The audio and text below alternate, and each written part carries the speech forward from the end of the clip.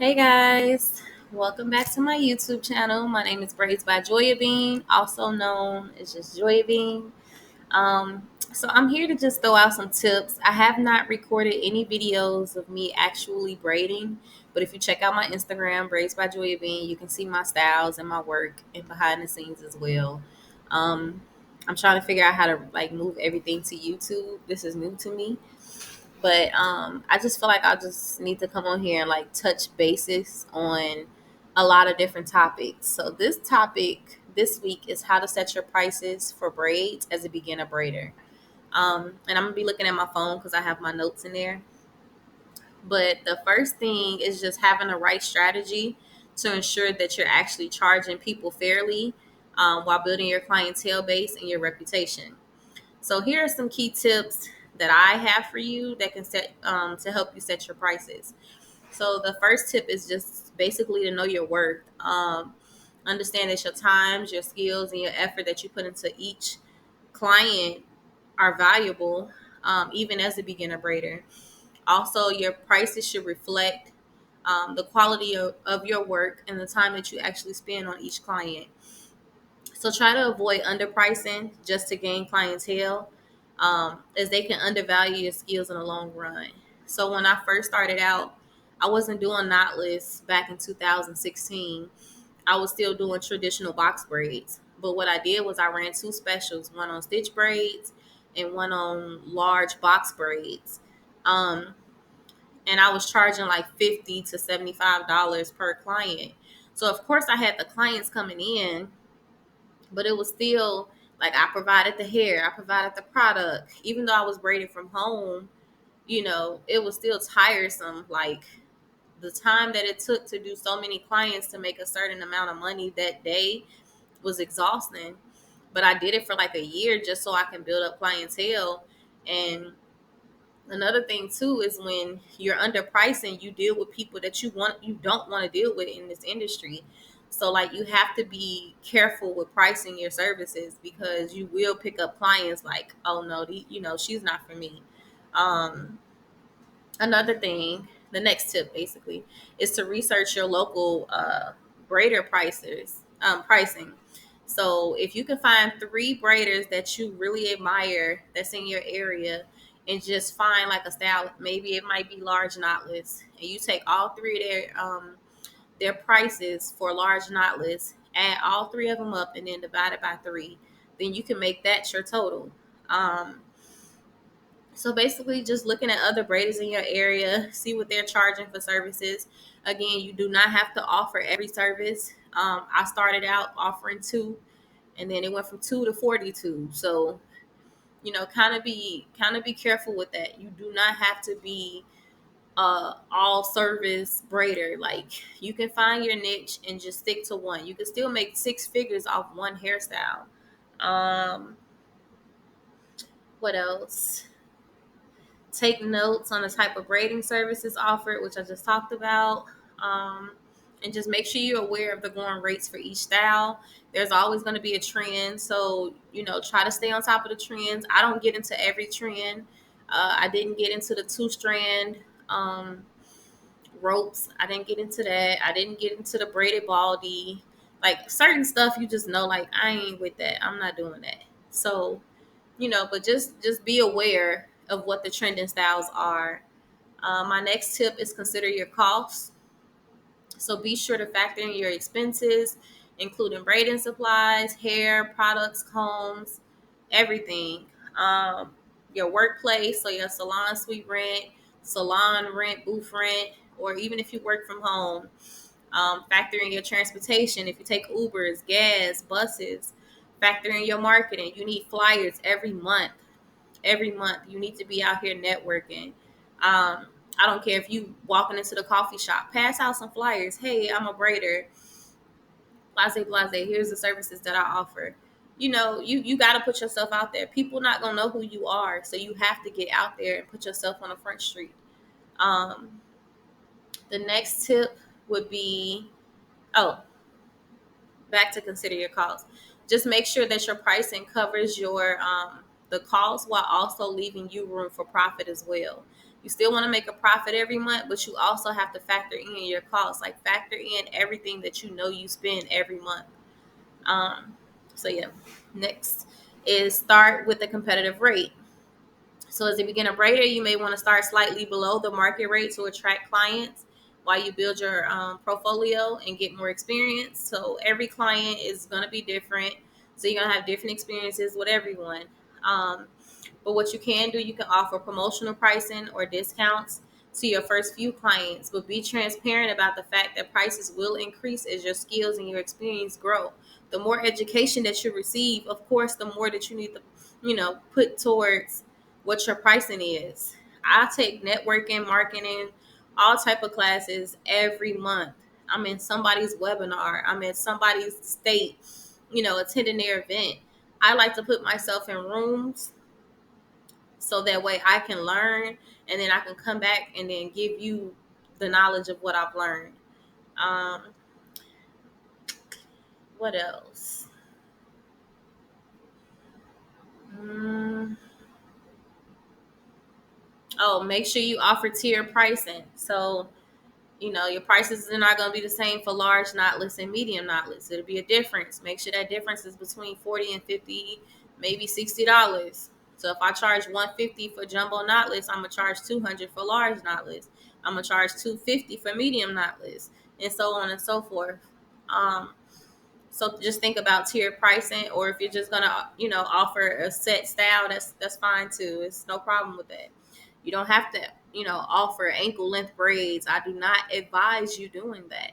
Do not offer butt length and ankle length and thigh length as a beginner braider.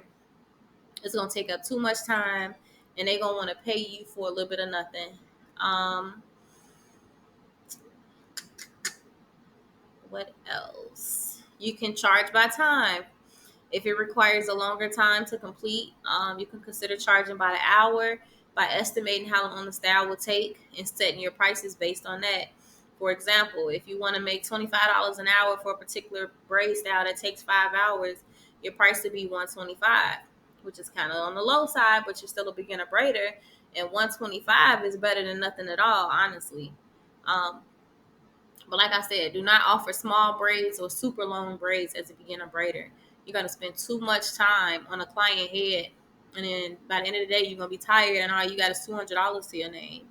Like it's not worth it. My next tip is to adjust for experience. So, like I said, as your skills improve, you increase your prices. If you go from a home to a salon suite, you increase your prices. Your overhead is now more expensive. You're paying salon suite, and typically salon suite is rent is weekly. The highest I've ever paid for salon suite rent is $450 a week. So you do the math on that. But just basically, with the more experience, it comes better speed, you got higher quality, and you might even have a greater demand in your services. So don't be afraid to raise your prices to reflect this. And you don't have to raise your prices. Oh, January 1st, my prices are, getting getting a little bit more. Like, you can do it at any time. It does not have to be starting a new year.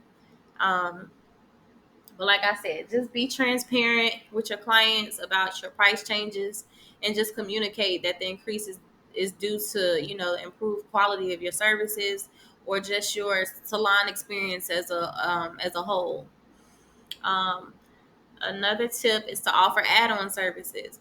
When I started like breaking things down and offering add-on services such as trimming in, such as longer length, adding bohemian hair, adding hearts, adding stars.